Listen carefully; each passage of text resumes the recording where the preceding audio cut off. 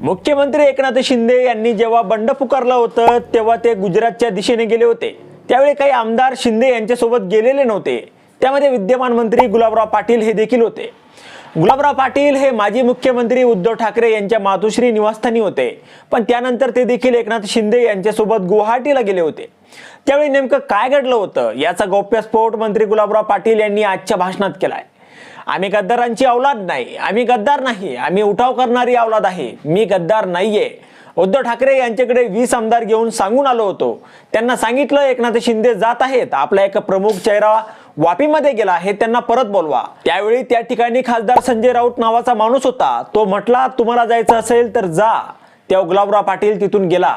40 आमदार गेले ना, त्यात माझा 33वा नंबर होता, असा गौप्यस्फोट गुलाबराव पाटील यांनी यावेळी केलाय। मी पहिल्या नंबरने गेलेलो नाहीये, सर्वात शेवटी जाणारा आमदार तुमचा गुलाबराव पाटील आहे। जेव्हा तुम्ही कुत्र्यासारखा हकलत असाल तर एक सरपंच फुटला तर या गुलाबराव पाटलाला रात्रभर झोप लागत नाही, आणि जेव्हा 40 फुटल्यावर थोडी तरी लाज शरम तुम्हाला वाटायला पाहिजे होती। या लोकांना थांबवलं नाही, कारण यात उद्धव ठाकरे यांची चूक कमी असेल, पण उद्धव ठाकरे यांच्या आजूला बाजूला जे चमचे आहेत त्यांनी या पार्टीला लंब घातलं, असा घणाघात गुलाबराव पाटील यांनी केलाय।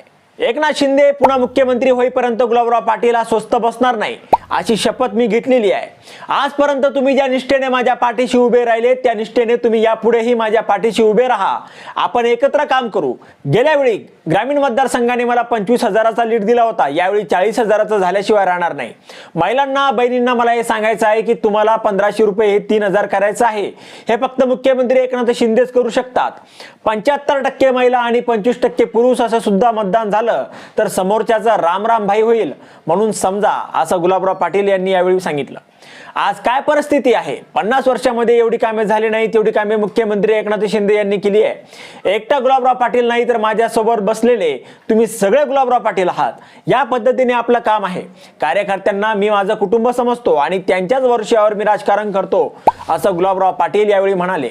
जळगाव ग्रामीण मतदारसंघातील शिवसेना, युवासेना, महिला आघाडी आणि इतर आघाडीतील बैठक पार पडली। या बैठकीत मंत्री गुलाबराव पाटील यांनी शेरोशायरी करत भाषणात जोरदार फटकेबाजी केली।